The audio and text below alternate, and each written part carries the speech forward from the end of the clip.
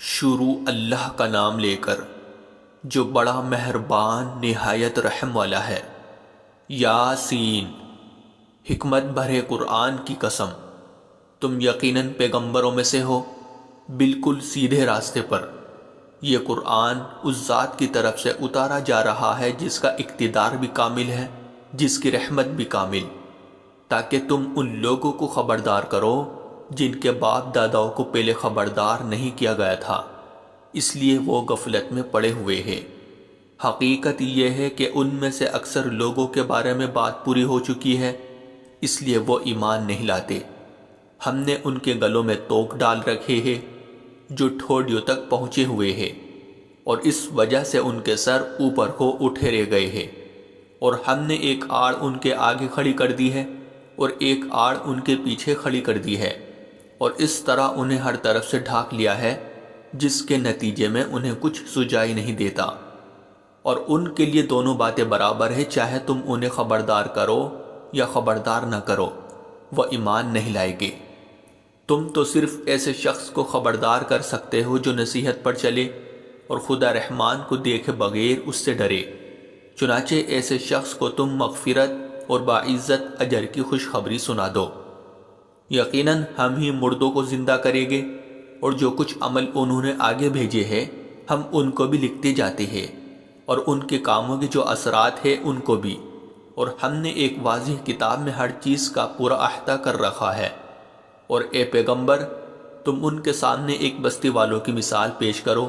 جب ان کے پاس رسول آئے تھے۔ جب ہم نے ان کے پاس شروع میں 2 رسول بھیجے تو انہوں نے دونوں کو جھٹلا دیا،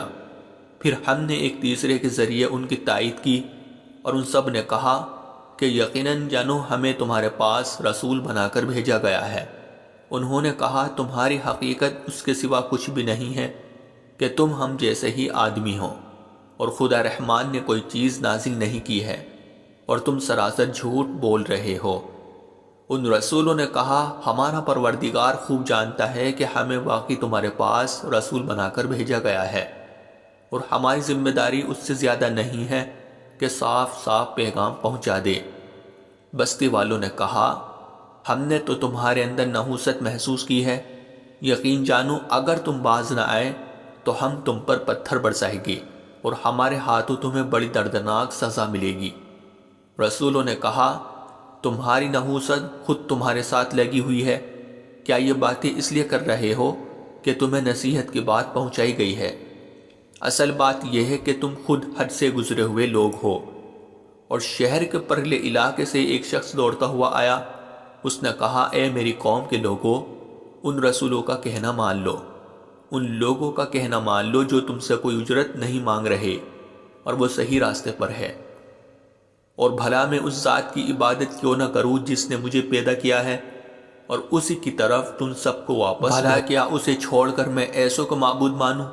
کہ اگر خدا رحمان مجھے کوئی نقصان پہنچانے کا ارادہ کر لے تو ان کے سفارش میرے کسی کام نہ آئے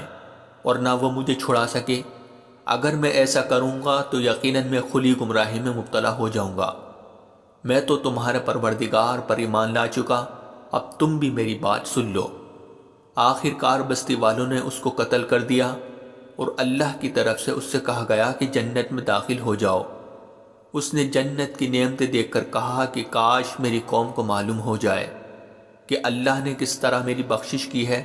اور مجھے باعزت لوگوں میں شامل کیا ہے۔ اور اس شخص کے بعد ہم نے اس کی قوم پر آسمان سے کوئی لشکر نہیں اتارا، اور نہ ہمیں اتارنے کی ضرورت تھی، وہ تو بس ایک ہی چنگھاڑ تھی جس سے وہ ایک دم بجھ کر رہ گئی۔ افسوس ہے ایسے بندوں کے حال پر، ان کے پاس کوئی رسول ایسا نہیں آیا جس کا وہ مذاق نہ اڑاتے رہے ہو۔ کیا انہوں نے نہیں دیکھا کہ ان سے پہلے ہم کتنی قوموں کو اس طرح ہلاک کر چکے ہیں کہ وہ ان کے پاس لوٹ کر نہیں آتے، اور یہ جتنے لوگ ہیں ان سبھی کو اکٹھا کر کے ہمارے سامنے حاضر کیا جائے گا، اور ان کے لیے ایک نشانی وہ زمین ہے جو مردہ پڑی ہوئی تھی، ہم نے اسے زندگی عطا کی، اور اس نے غلہ نکالا جس کی خوراک یہ کھاتے ہیں، اور ہم نے اس زمین میں کھجوروں اور انگوروں کے باغ پیدا کیے، اور ایسا انتظام کیا کہ اس میں سے پانی کے چشمے پھوٹ نکلے تاکہ یہ اس کی پیداوار میں سے کھائے، حالانکہ اس کو ان کے ہاتھوں نے نہیں بنایا تھا، کیا پھر بھی یہ شکر نہیں کرے گے؟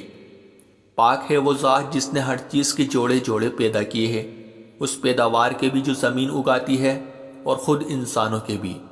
اور ان چیزوں کے بھی جنہیں یہ لوگ ابھی جانتے تک نہیں ہیں۔ اور ان کے لیے ایک اور نشانی رات ہے، ہم اس پر سے دن کا چھلکا اتار لیتے ہیں تو وہ یکایک اندھیرے میں رہ جاتے ہیں، اور سورج اپنے ٹھکانے کی طرف چلا جا رہا ہے۔ یہ سب اس ذات کا مقرر کیا ہوا نظام ہے جس کا اقتدار بھی کامل ہے، جس کا علم بھی کامل۔ اور چاند ہے کہ ہم نے اس کی منزل ناپ تول کر مقرر کر دی ہے، یہاں تک کہ وہ جب ان منزلوں کے دورے سے لوٹ کر آتا ہے تو کھجور کی پرانی ٹہنی کی طرح پتلا ہو کر رہ جاتا ہے۔ نہ تو سورج کی یہ مجال ہے کہ وہ چاند کو جا پکڑے،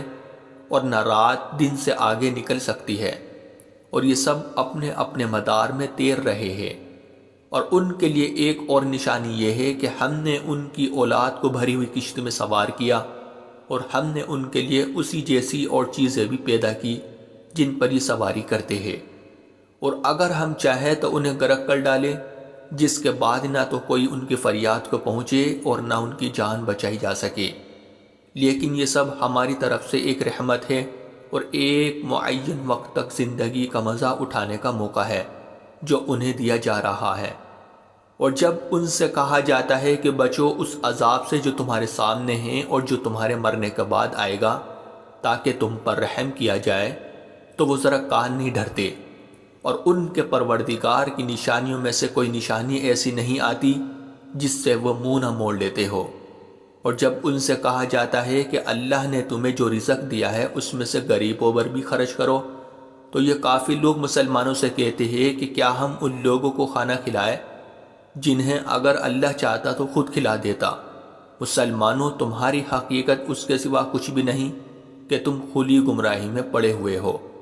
اور کہتے ہیں کہ یہ قیامت کا وعدہ کب پورا ہوگا؟ مسلمانوں بتاؤ اگر تم سچے ہو۔ دراصل یہ لوگ بس ایک چنگھاڑ کا انتظار کر رہے ہیں جو ان کی اجت بازی کے عین درمیان انہیں آ پکڑے گی، پھر نہ یہ کوئی وصیت کر سکے گی اور نہ اپنے گھر والوں کے پاس لوٹ کر جا سکے گی۔ اور سور پھونکا جائے گا تو یکا یک یہ اپنی قبروں سے نکل کر اپنے پروردگار کی طرف تیزی سے روانہ ہو جائے گے۔ کہے گے کہ ہے ہماری کم بختی، ہمیں کس نے ہمارے مرکز سے اٹھا کھڑا کیا ہے؟ جواب ملے گا کہ یہ وہی چیز ہے جس کا خدا رحمان نے وعدہ کیا تھا اور پیغمبروں نے سچی بات کہی تھی، اور کچھ نہیں، بس ایک زور کی آواز ہوگی جس کے بعد یہ سب کے سب ہمارے سامنے حاضر کر دیے جائے گے۔ چنانچہ اس دن کسی شخص پر کوئی ظلم نہیں ہوگا، اور تمہیں کسی اور چیز کا نہیں بلکہ انہی کاموں کا بدلہ ملے گا جو تم کیا کرتے تھے۔ جنت والے لوگ اس دن یقیناً اپنے مشغلے میں مگن ہوگے، اور وہ ان کی بیویاں گھنے سایوں میں آرام دانشتوں پر ٹیک لگائے ہوئے ہوگے۔ وہاں ان کے لیے میوے ہوگے اور انہیں ہر وہ چیز ملے گی جو وہ منگوائے گے۔ رحمت والے پروردگار کی طرف سے انہیں سلام کہا جائے گا، اور کافروں سے کہا جائے گا کہ اے مجرموں، آج تم مومنوں سے الگ ہو جاؤ۔ اے آدم کے بیٹو، کیا میں نے تمہیں تاکید نہیں کر دی تھی کہ تم شیطان کی عبادت نہ کرنا؟ وہ تمہارا کھلا دشمن ہے، اور یہ کہ تم میری عبادت کرنا، یہی سیدھا راستہ ہے۔ اور حقیقت یہ ہے کہ شیطان نے تم میں سے ایک بڑی خلقت کو گمراہ کر ڈالا، تو کیا تم سمجھتے نہیں تھے؟ یہ ہے وہ جہنم جس سے تمہیں ڈرایا جاتا تھا، آج اس میں داخل ہو جاؤ کیونکہ تم کفر کیا کرتے تھے۔ آج کے دن ہم ان کے منہ پر مہر لگا دیں گے، اور ان کے ہاتھ ہم سے بات کریں گے، اور ان کے پاؤں گواہی دیں گے کہ وہ کیا کمائی کیا کرتے تھے۔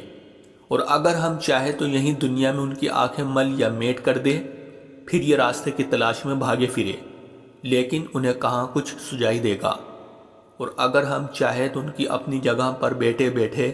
ان کی صورتیں اس طرح مسخ کر دے کہ یہ نہ آگے، اور ہم جس شخص کو لمبی عمر دیتے ہیں اسے تخلیقی اعتبار سے الٹ ہی دیتے ہیں، کیا پھر بھی انہیں عقل نہیں آتی؟ اور ہم نے اپنے ان پیغمبروں کو نہ شاعری سکھائی ہے اور نہ وہ ان کے شایان شان ہیں۔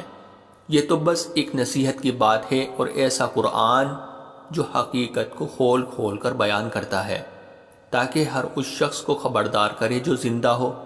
اور تاکہ کفر کرنے والوں پر حجت پوری ہو جائے۔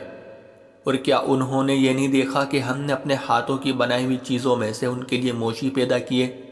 اور یہ ان کے مالک بنے ہوئے ہیں، اور ہم نے ان موشیوں کو ان کے قابو میں دے دیا ہے، چنانچہ ان میں سے کچھ وہ ہیں جو ان کی سواری بنے ہوئے ہیں اور کچھ وہ ہیں جنہیں یہ کھاتے ہیں۔ نیز ان کو ان موشیوں سے اور بھی فائدہ حاصل ہوتے ہیں اور پینے کی چیزیں ملتی ہیں، کیا پھر بھی یہ شکر نہیں بجا لائے گے؟ اور انہوں نے اللہ کو چھوڑ کر اس امید پر دوسرے خدا بنا رکھے ہیں کہ انہیں ان سے مدد ملے، حالانکہ ان میں یہ طاقت ہی نہیں ہے کہ ان کی مدد کر سکے، بلکہ وہ ان کے لیے ایک ایسا مخالف لشکر بنے گے جسے قیامت میں ان کے سامنے حاضر کر لیا جائے گا۔ غرض اے پیغمبر ان کی باتیں تمہیں رنجیدہ نہ کرے، یقین جانو ہمیں سب معلوم ہے کہ کیا کچھ چھپاتے اور کیا کچھ ظاہر کرتے ہیں۔ اور کیا انسان نے یہ نہیں دیکھا کہ ہم نے اسے نطفے سے پیدا کیا تھا، پھر اچانک وہ خلم کھلا جھگڑا کرنے والا ہمارے بارے میں تو وہ باتیں بناتا ہے اور خود اپنی پیدائش کو بھلا بیٹھا ہے، کہتا ہے کہ ان ہڈیوں کو کون زندگی دے گا جبکہ وہ گل چکی ہوگی؟ کہہ دو کہ ان کو وہی زندگی دے گا جس نے انہیں پہلی بار پیدا کیا تھا، اور وہ پیدا کرنے کا ہر کام جانتا ہے۔ وہی ہے جس نے تمہارے لیے سرسبز درخت سے آگ پیدا کر دی ہے، پھر تم ذرا سی دیر میں اس سے سلگانے کا کام لیتے ہو۔ بھلا جس ذات نے آسمانوں اور زمین کو پیدا کیا ہے، کیا وہ اس بات پر قادر نہیں ہے کہ ان جیسوں کو دوبارہ پیدا کر سکے؟ کیوں نہیں، جبکہ وہ سب کچھ پیدا کرنے کی پوری مہارت رکھتا ہے۔ اس کا معاملہ تو یہ ہے کہ جب وہ کسی چیز کا ارادہ کر لے تو صرف اتنا کہتا ہے کہ ہو جا، بس وہ ہو جاتی ہے۔ غرض پاک ہے وہ ذات جس کے ہاتھ میں ہر چیز کی حکومت ہے، اور اسی کی طرف تم سب کو آخر کار لے جایا جائے گا۔